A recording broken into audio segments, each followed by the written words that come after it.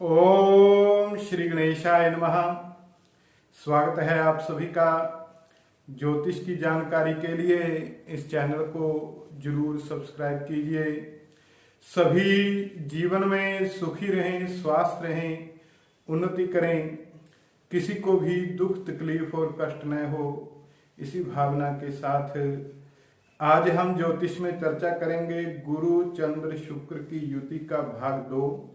भाग 1 का वीडियो पहले बन चुका है, जिसे आप डिस्क्रिप्शन में देख सकते हैं। तो वो बहुत जरूरी है, उसमें भूमिका बताई गई है, इसका प्रभाव बताया गया है।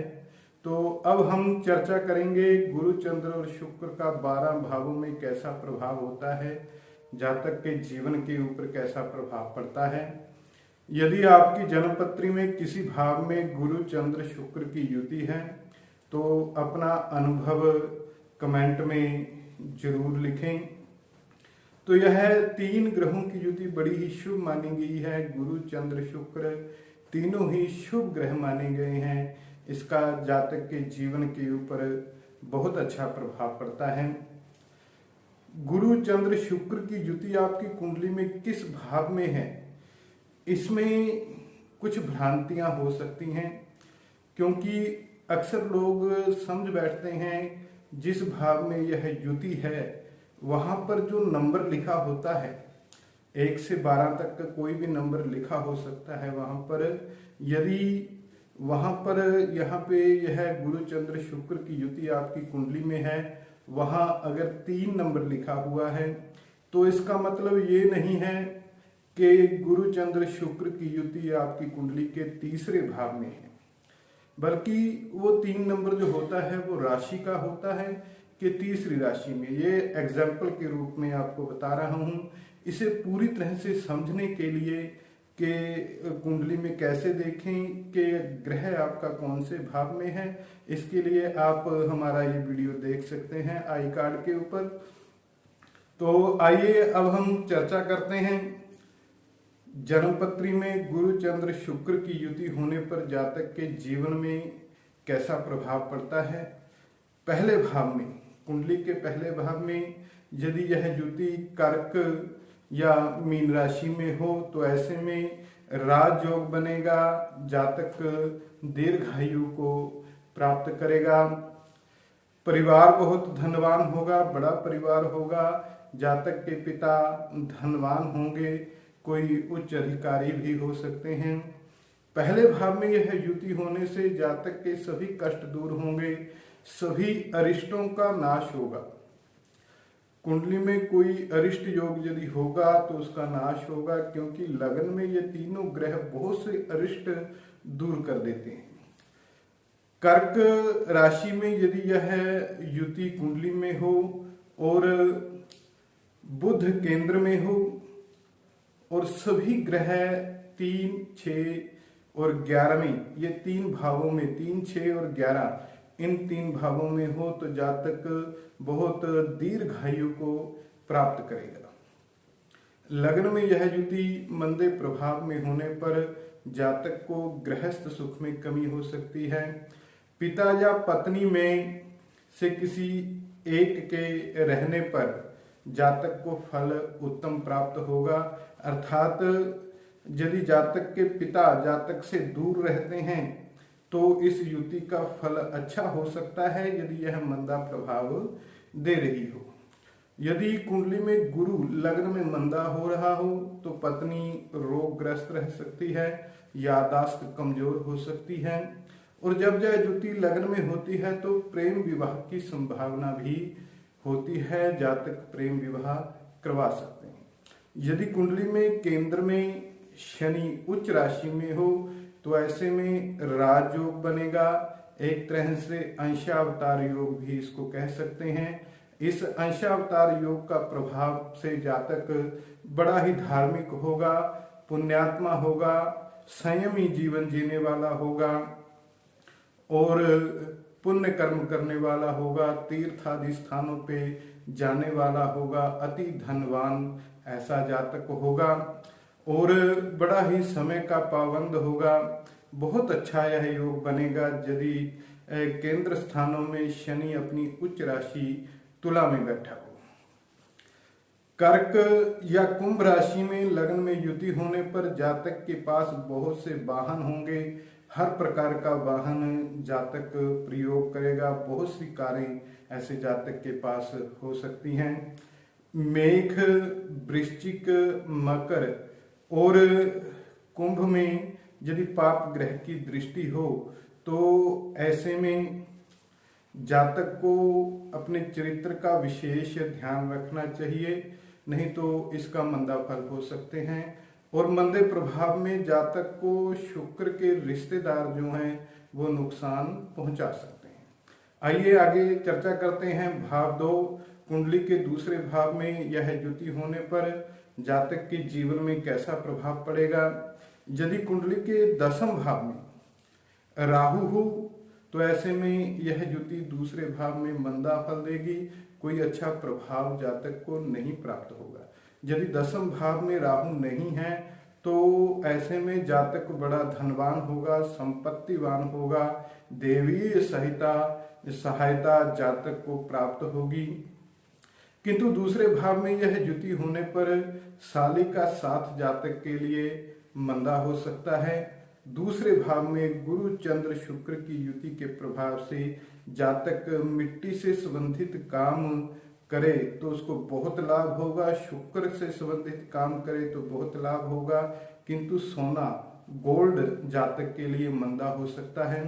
दूसरे भाव में युति के प्रभाव से ऐसे जातक आशिक मिजाज हो सकते हैं और उम्र के साथ साथ इनका यह आशिक मिजाज जो है वो आगे बढ़ सकता है। और दूसरे भाव में यह युति कर्क, तुला, धनु राशि में यह युति होने पर इस युति के ऊपर जितने शुभ ग्रहों की दृष्टि हो जातक के उतने विवाह होंगे और जितने पाप ग्रहों की दृष्टि हो उतने विवाह, उतने जीवन साथियों के ऊपर कष्ट होगा। जीवन साथियों से दूरी हो सकती है और तलाक की संभावना हो सकती है। यह तो निश्चित है कि जातक के 2 विवाह इस युति के कारण दूसरे भाव में इन राशियों में जो मैंने राशियां बताई हैं कर्क, तुला, धनु आदि राशि में यह युति होने पर अन्य राशियों के ऊपर भी रिसर्च जारी है। और अंत में जातक का एक जीवन साथी जरूर रहता है। मंदे प्रभाव में जातक के 2 या 3 विवाह भी इसमें हो सकते हैं यदि पाप ग्रहों की दृष्टि हो। यदि कुंडली में मंगल बद हो तो ऐसे में गुरु मंदा हो जाएगा और जातक को संतानहीनता देगा। दूसरे भाव में यह युति होने पर जातक नेत्र रोगी हो सकता है। और यदि मंगल बद है, मंगल अशुभ भाव में बैठा हुआ है तो जातक उत्तम दर्जे का प्रेमी हो सकता है। आइए आगे चर्चा करते हैं। कुंडली के भाव 3 में गुरु चंद्र शुक्र की युति होने पर ऐसे जातक बड़े ही आकर्षक होंगे, बहुत सुंदर होंगे। कर्क राशि में यह युति होने पर जातक बड़े विद्वान होंगे, बुद्धिमान होंगे। ऐसे जातकों के लिए जिनकी कुंडली के 3 भाव में गुरु चंद्र शुक्र की युति है उनके लिए शुक्र की महादशा जो है बहुत धन लाभ देती है, बहुत फायदा करती है। 3 भाव में युति होने से 9वें भाव के ऊपर दृष्टि के प्रभाव से ऐसे जातक बहुत भाग्यशाली हुआ करते हैं। भाई बहनों का सुख ऐसे जातक को प्राप्त होगा। भाग्य सदा ऐसे जातक का साथ देगा। पत्नी जातक के लिए बड़ी ही भाग्यशाली होगी या जीवन साथी जातक के लिए बड़ा ही भाग्यशाली होगा। ऐसे में अपने जीवन साथी से कलह आदि ना करें तो ज्यादा अच्छा है। और चरित्रहीनता भी जातक के गृहस्थ सुख को नष्ट कर सकती है। 3 भाव में यह युति होने पर जातक यदि कन्याओं का पूजन करता है, कंजकों का पूजन करता है तो उसके ऊपर बहुत शुभ प्रभाव होगा। जातक का भाग्य उदय हो जाएगा और बहुत से काम जातक के बनेंगे। और धन लाभ के लिए बेटी के जन्मदिन के ऊपर हरी चीजों का दान करना शुभ रहेगा। बुद्ध की वस्तुओं का दान करना ऐसे जातक के लिए बहुत शुभ रहेगा। बेटी के जन्मदिन के ऊपर और यदि बेटा है तो बेटे के जन्मदिन के ऊपर सूर्य संबंधी वस्तुओं का दान करना बहुत शुभ रहेगा। यदि दसम भाव में पाप ग्रह है तो भाव 3 में इस युति का मंदा फल जातक के ऊपर हो सकता है। तो आइए चर्चा करते हैं कुंडली के भाव 4 में यह युति होने पर जातक दीर्घायु प्राप्त करेगा। केंद्र में शुभ ग्रह जातक को बहुत अच्छा फल देंगे। ऐसा जातक दीर्घायु होगा। विशेष रूप से जब तुला राशि में यह युति चतुर्थ भाव में हो तो जातक लंबी उम्र को प्राप्त करेगा और धन लाभ बहुत अच्छा होगा, धनवान होगा, जीवन में उन्नति होगी, कुंडली में राजयोग होगा। और कभी कभी देखा गया है कि यह युति चतुर्थ भाव में होने पर गृहस्थ सुख में कमी हो सकती है। यदि कुंडली के पंचम या अष्टम भाव में पाप ग्रह बैठे हों तो जातक को मानसिक रोग हो सकता है, मृगी आदि रोग की संभावना हो सकती है। यदि केंद्र स्थानों में शनि अपनी उच्च राशि मेष राशि में बैठा हुआ है तो ऐसे में अंशावतार योग बनेगा। जातक इसके प्रभाव से जातक बड़ा भाग्यशाली होगा, धार्मिक होगा, अति धनी होगा, महालक्ष्मी की ऐसे जातक के ऊपर कृपा होगी। जातक जितात्मा, पुण्यात्मा और तीर्थ आदि की यात्राओं को करने वाला होगा। यदि चतुर्थ भाव में कर्क या कुंभ राशि में यह युति है तो ऐसे में जातक के पास बहुत सी कारें होंगी, बहुत से वाहनों का सुख जातक को प्राप्त होगा। और ऐसे जातकों को चाहिए कि अपनी माता का आशीर्वाद जरूर लेते रहें। माता का आशीर्वाद प्राप्त करने से जातक बड़ी उन्नति जीवन में करता है। अपने माता पिता की आज्ञा पालन करते हुए उनका आशीर्वाद लेना जातक के लिए बहुत शुभ रहेगा। मंदे प्रभाव में चौथे भाव में यह युति होने पर सास बहू का घर में कलह हो सकता है, मन मुटाव हो सकता है। आइए आगे चर्चा करते हैं। भाव 5 में गुरु चंद्र शुक्र की युति होने पर जातक के जीवन में कैसा प्रभाव रहेगा। कन्या राशि, कर्क राशि और मेष राशि में दीर्घायु योग बनेगा। विशेष रूप से वैसे अन्य राशियों में भी जातक दीर्घायु को प्राप्त करेगा। यह युति पंचम भाव में होने से जातक व्यापार में लाभ प्राप्त करेगा। लेखन आदि के कार्य से जातक को लाभ होगा। शिक्षा से संबंधित कार्यों से जातक को लाभ होगा। किंतु यदि जातक चरित्रहीन होता है तो उसको बहुत हानि का सामना जीवन में करना पड़ता है। संतान सुख जातक को प्राप्त होगा। और मंदे प्रभाव में यदि किसी पाप ग्रह की दृष्टि हो तो संतान सुख में कुछ विलंब हो सकता है। धनु कन्या राशि में यह युति पंचम भाव में होने पर और कुंडली में मंगल शनि यदि अष्टम भाव में है तो ऐसे में भाई के शाप से संतानहीनता की संभावना रहेगी। और सिंह राशि में यह युति पंचम भाव में होने पर जातक बहुत से वाहनों का सुख प्राप्त करेगा। हर तरह की कार, हर तरह का वाहन जातक के पास होगा। और पंचम भाव में युति के प्रभाव से जातक बड़े ही भाग्यशाली होते हैं, जीवन में सुखी रहते हैं। आइए चर्चा करते हैं। भाव 6 में गुरु चंद्र शुक्र की युति होने पर जातक के ऊपर कैसा प्रभाव पड़ेगा। छठे भाव में यह युति होने पर रोग कारक है, जातक रोगग्रस्त रह सकता है। गुरु से गृहस्थ सुख का, संतान सुख का विचार किया जाता है स्त्रियों के लिए, तो गृहस्थ सुख में कमी हो सकती है। और शुक्र भी अब छठे भाव में होगा तो पुरुष जातकों के लिए भी गृहस्थ सुख में कमी की संभावना होगी। संतान सुख में कमी हो सकती है। विवाह बहुत विलंब से हो सकता है और जातक संतान सुख में भी कमी प्राप्त करेगा। मन कुछ अशांत रह सकता है। वृश्चिक, कन्या, कुंभ राशि में यह युति छठे भाव में होने पर मूक योग बनेगा। जातक बोलने में कुछ असमर्थ हो सकता है। भरी सभा में जब कुछ बोलना हो तो जातक असहज महसूस कर सकता है।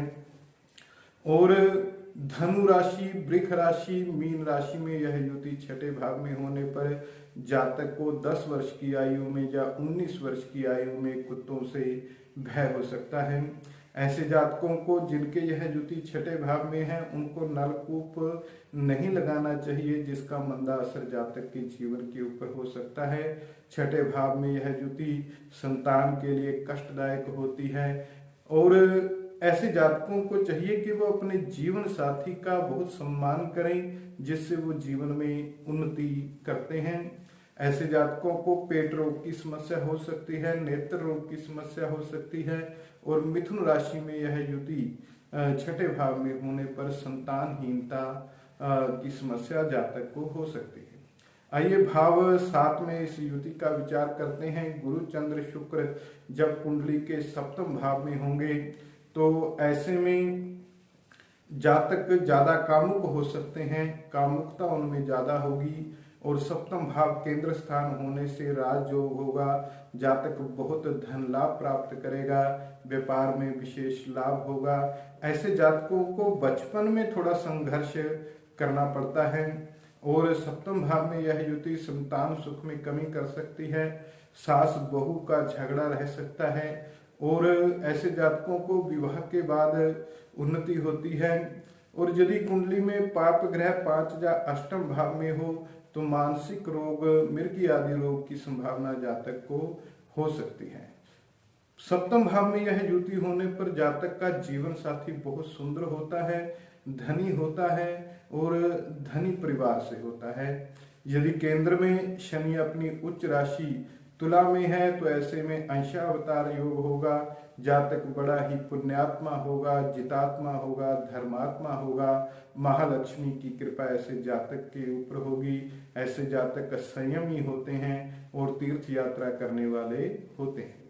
मेष, मीन, वृष राशि में यह युति सप्तम भाव में होने पर जितने पाप ग्रहों की दृष्टि होगी जातक के उतने गृहस्थ जीवन जो है वो नष्ट होंगे, उतने जीवन साथी जातक से बिछुड़ सकते हैं, उतने जीवन साथियों से जातक का वियोग हो सकता है।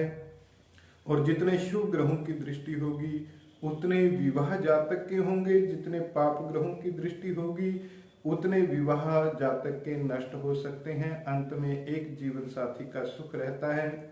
तुला राशि में यह युति सप्तम भाव में होने से बहु वाहन योग बनेगा। ऐसे जातक के पास बहुत से वाहन होंगे, बहुत सी कारें ऐसे जातक के पास होंगी। और सप्तम भाव में यह युति मंदे प्रभाव में होने पर 2 विवाह जातक के हो सकते हैं या 2 से ज्यादा भी हो सकते हैं।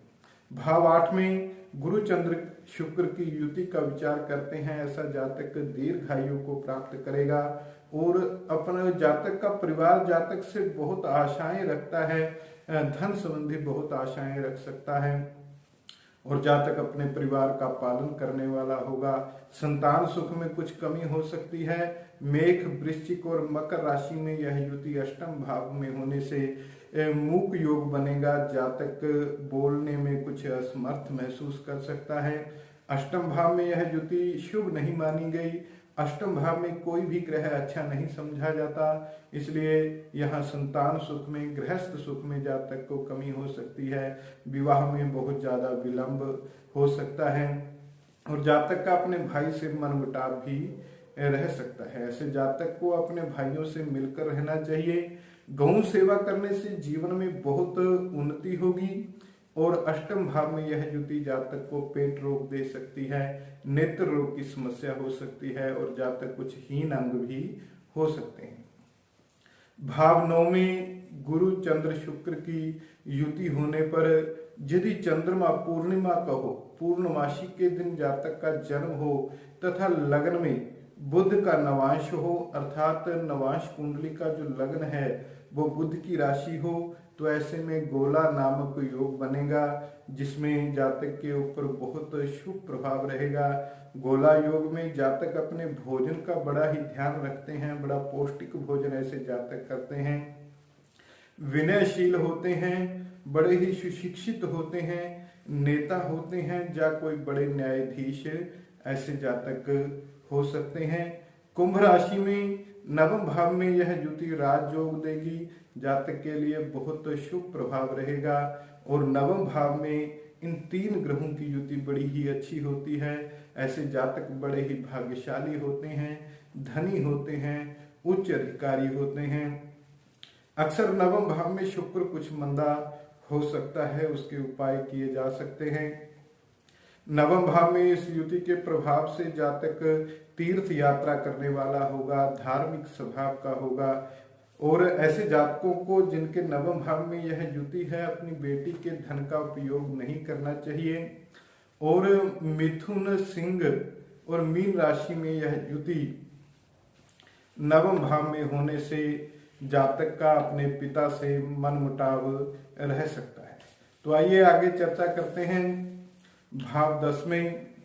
किंतु नवम भाव में यदि यह युति धनु या कर्क राशि में हो तो बहुवाहन योग।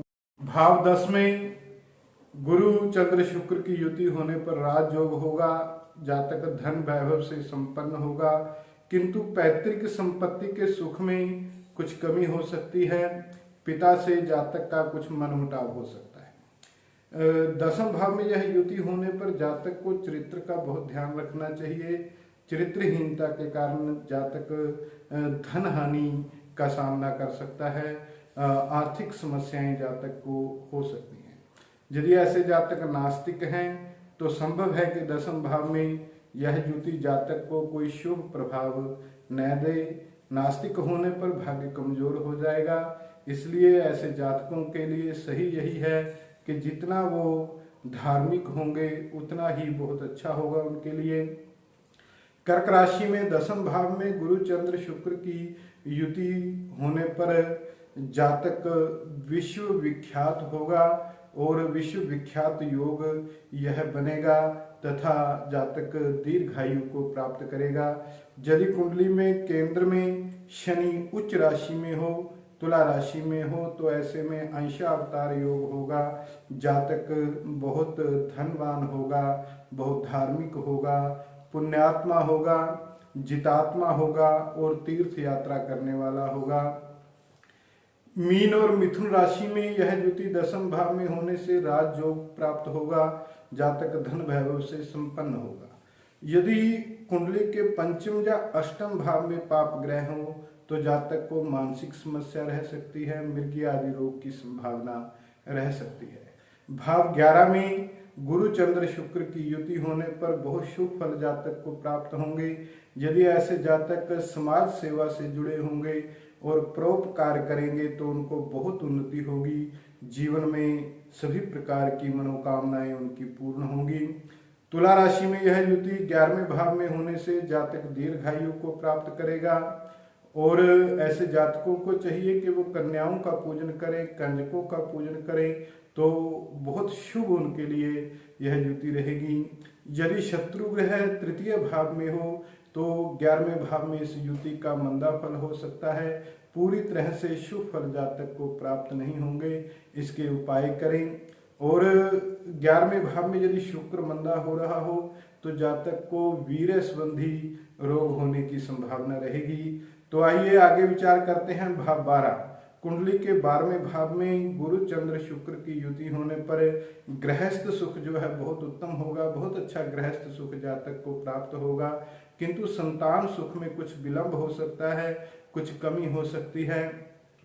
और यदि मंदा प्रभाव हो रहा हो, किसी पाप ग्रह की दृष्टि इस युति के ऊपर हो रहा हो, तो विवाह के बाद जातक को आर्थिक समस्याओं का सामना करना पड़ सकता है, मंदा प्रभाव देखना पड़ सकता है। 12वें भाव में यह युति होने पर नेत्र रोग की संभावना रहेगी। यदि कर्क राशि में यह युति 12वें भाव में हो और मंगल वृष राशि में बैठा हो 10वें भाव में, तो ऐसे में मान ऐश्वर्य योग बनेगा। जातक मान सम्मान प्राप्त करेगा, ऐश्वर्य प्राप्त करेगा और बड़ा ही प्रतापी होगा और बहुत ही भाग्यशाली होगा। तो यह है गुरु चंद्र शुक्र की युति 12 भावों में। यदि आपकी कुंडली में भी यह युति है तो अपना अनुभव कमेंट में जरूर लिखें। जय श्री कृष्णा, जय श्री राम।